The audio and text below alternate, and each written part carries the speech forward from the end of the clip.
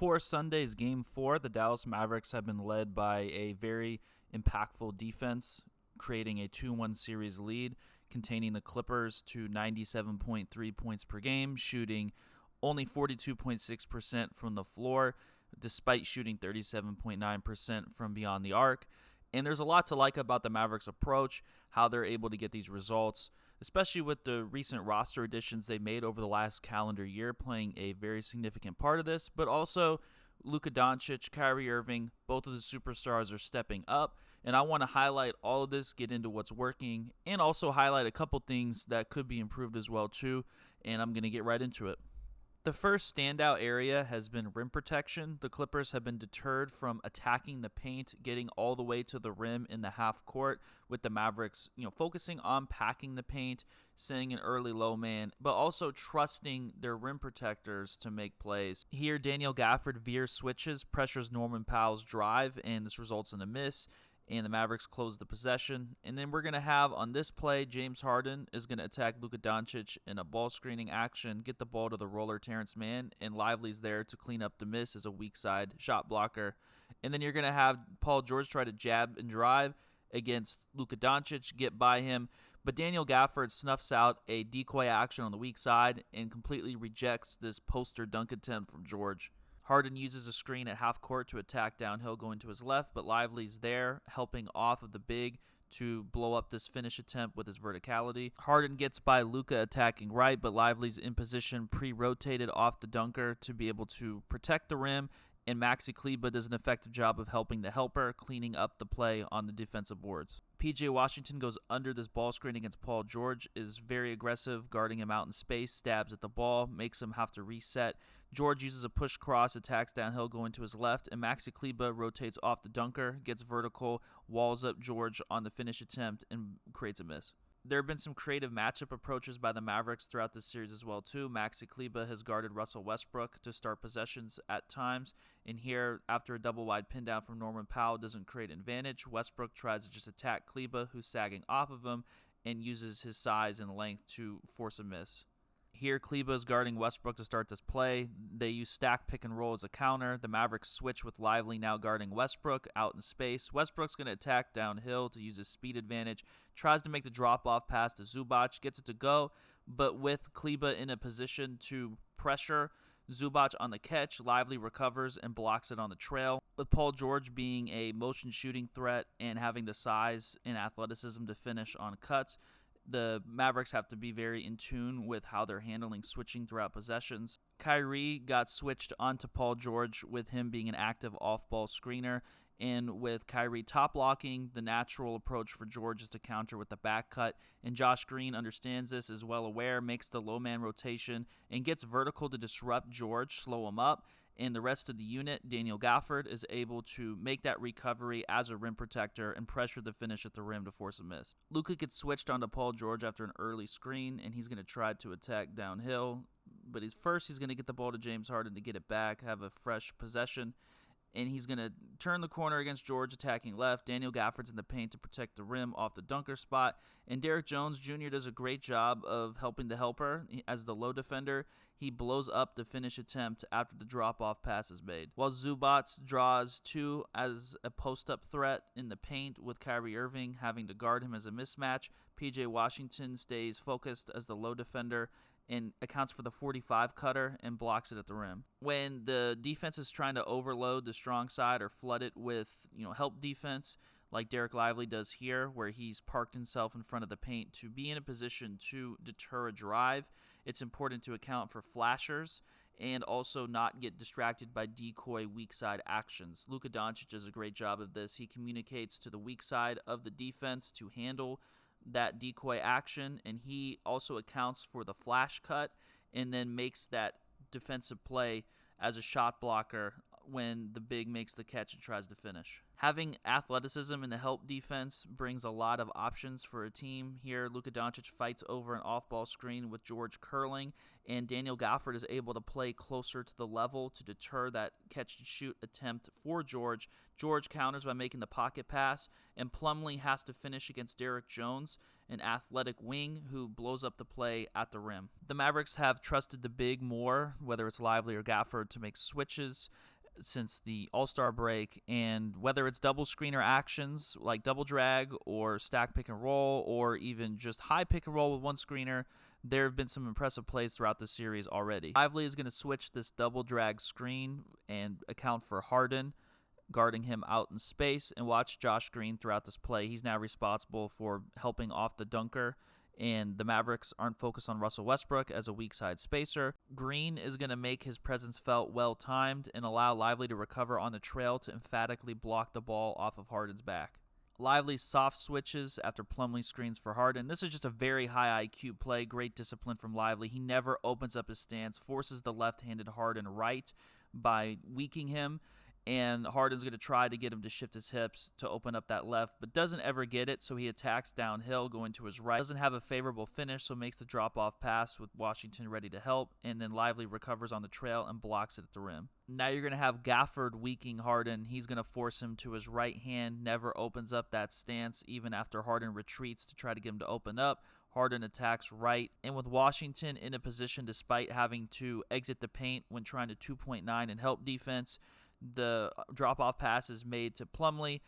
He's crowded on the catch, so he's going to pass out to Paul George on the wing, and George is going to try to attack off the catch, make that drop-off, but the Mavericks defense, the front court, Washington and Gafford, both tag team blow up this finish at the rim. Lively is going to switch after this inbounds play develops, and he's going to shade Harden to his right, force him that direction, never opens up left. With Kyrie Irving helping off the strong side corner, Harden trusts the corner shooter to make the shot, Amir Coffey, and Irving runs back out for the contest on the closeout, and it's a miss. Another play where Lively ultimately switches onto Harden and is going to shade him going to his right. This time it's a veer switch out of a high ball screen. Watch PJ Washington. He communicates to the rest of the defense to account for the exit screen for Norman Powell on the other side of the floor, allowing him to be the focus of helping against the drive when Harden tries to attack the paint against Lively. And with Terrence Mann being a weak shooter, the Mavericks are able to survive doing this. Washington runs out on the closeout to pressure the shot attempt, and it's a miss. Now Gafford makes a tremendous defensive play here. He's shading Harden right the entire time. Harden tries to play out of that step back to create an advantage, doesn't like the shot he has, passes to the strong side corner to get it back, and Gafford continues to shade him right, but then this time swipes at the ball, pries it loose, forces a turnover. Even on this ball screen possession, the Mavericks are going to weak Harden going to his right. Derrick Jones Jr. ices the middle floor ball screen. Harden wants to get to his left, so he snakes into the gap against drop coverage, but both ball screen defenders crowd Harden, and Gafford stays active with his hands, knowing the likely pass is to the roller with shooters being accounted for. Switching back has been an effective strategy for the Mavericks, where Lucas switches the initial screen, a drive develops, and the other switch defender switches back. And then now Russell Westbrook gets the ball on the trail, doesn't like the floater opportunity, forces a drop-off pass, and two bigs are in the paint to pressure. And again, having size on the floor is a benefit, and this deters a paint attempt. Another example, the benefit of having size on the court. Lively's pressuring the handoff big. George counters top blocking by cutting baseline, but Maxi Kleber is in the paint with his 6'10" frame to be able to deter a finish attempt, forcing a bad drop-off pass. A big part of the Mavericks' success has just simply not allowing attackers to be comfortable on drives. Here, George draws two, just throws it up hopelessly to Kawhi Leonard, who catches it off balance, turns it over on the pass out. Here, Luka Doncic switches onto Kawhi Leonard, and he's just getting into the ball, really aggressive, stabbing at the ball from behind, poking it, forcing a turnover. Harden's attacking transition, and Kyrie Irving just swoops in, stabs at the ball. PJ Washington pries it loose from Harden, and now the Mavs are going the other way. Harden gets to Leonard early in this possession, who attacks, and Derrick Jones Jr. stabs at the ball as nail help, pries it loose, and the Mavericks force the turnover. PJ Washington does a tremendous job of hustling, cutting off Leonard. He goes behind the back to counter and loses the handle, forcing the turnover. Paul George pushes the pace, has Kyrie Irving as a mismatch, tries to attack him using his size, but Kyrie is tactical, pokes the ball loose from behind, and the Mavericks force a turnover. Kyrie doesn't even let Harden make a comfortable pass, just rips it and goes the other way. Westbrook tries to aggressively post up Kyrie. He takes the hits and then pokes the ball loose from behind when Westbrook loses his balance. The Mavericks have made plenty of quality passing lanes plays in this series. Luka Doncic looks like he's going to tag the roller by going into the paint, but anticipates the live dribble reversal from Harden with his left hand, jumps the lane, and gets the turnover. Luka makes another play as the low defender Norman Powell gets forced left.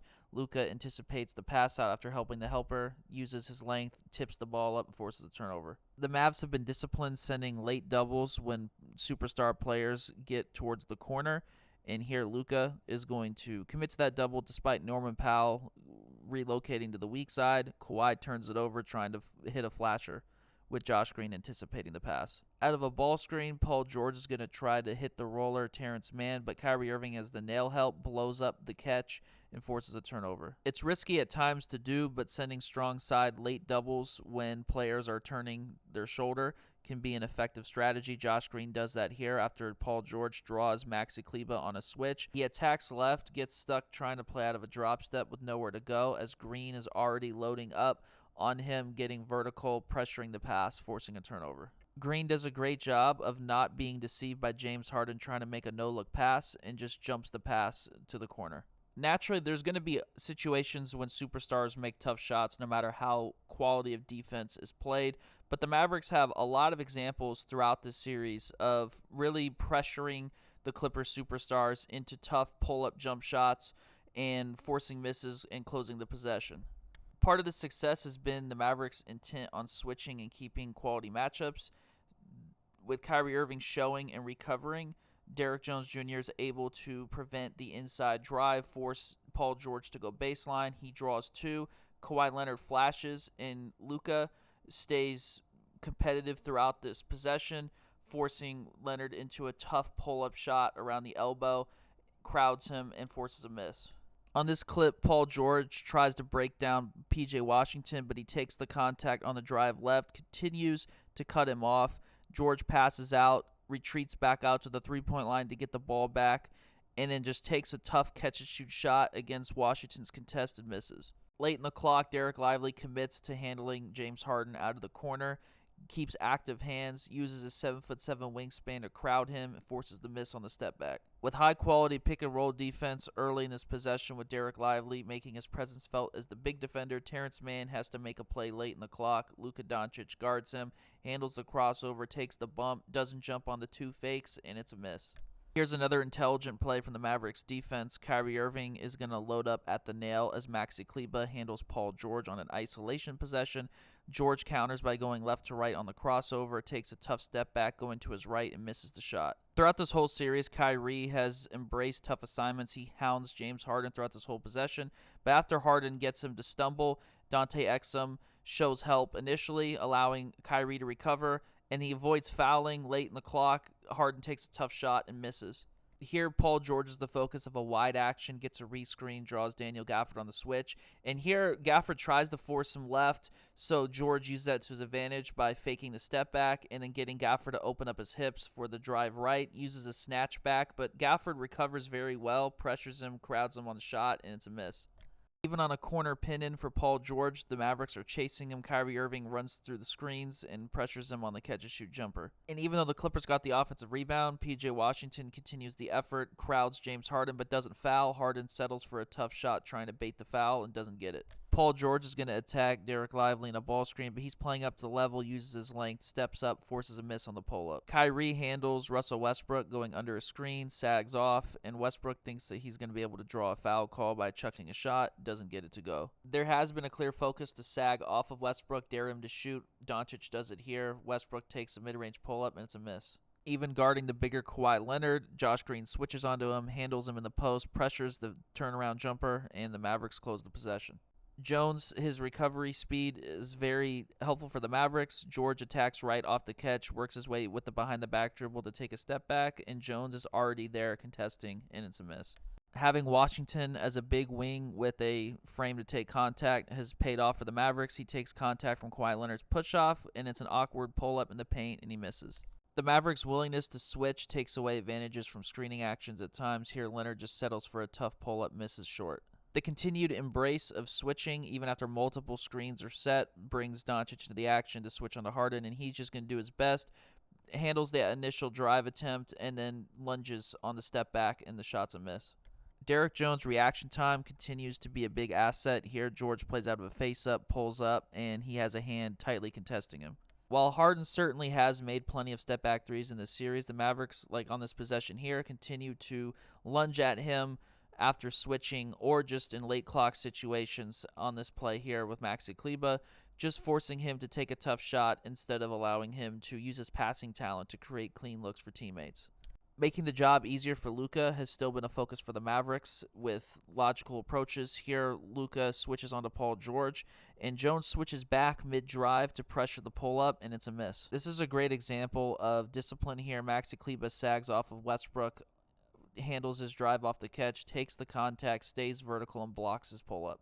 Once again, we have Washington being very aggressive with Paul George, takes contact, and stays persistent through that, contesting his step-back three, and it's a miss. Overloading the paint when Gafford nor Lively are on the court has been an impactful thing for the Mavericks. Here, Leonard settles for a step-back three going left. Washington contests, and it's a short miss. Big part of the Mavericks' strategy overall has just been daring bad shooters like Russell Westbrook primarily to take catch-and-shoot jumpers. He has not been making them pay.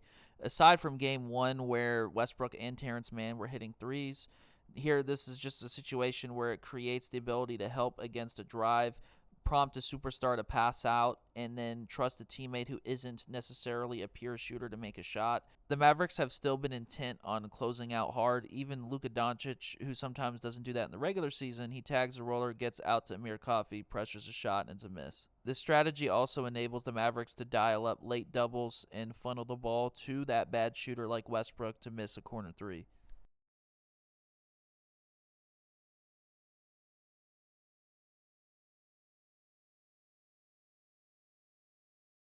The Mavericks' intent to pack the paint with a low defender just completely leaves James Harden here with no clean option. He just sprays it out to Terrence Mann, trusts to make a shot. Gafford does his best to run out. It's a short miss. When the short roller catches the ball, P.J. Washington is at the nail, and he's going to pass to Harden on the wing, and Washington does a great job of running out to pressure, and it's a miss.